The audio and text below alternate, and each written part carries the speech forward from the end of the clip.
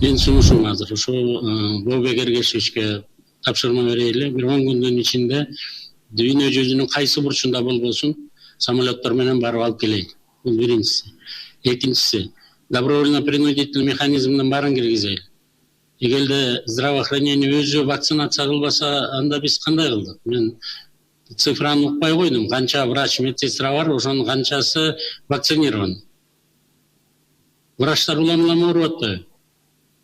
Калган армиябызды, МВДны негизи 368 миң өзүбүздүн кызматкерлердин баарын зарплата албайсың деш керек, эгерде прививка болбой турган болсо.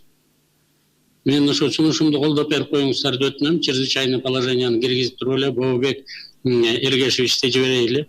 Ал эми холодильник цепочкаларына анан кислород боюнча Министерство энергетики и промышленности жооп бериш керек. Минздрав алардын баарына жооп бере албайт да.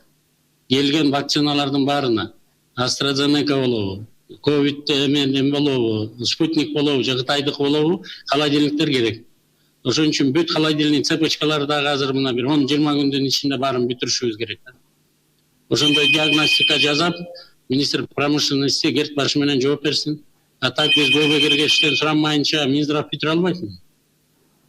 Ушундай тапшырма берүүңүздөрдү мен өтүнөт элем.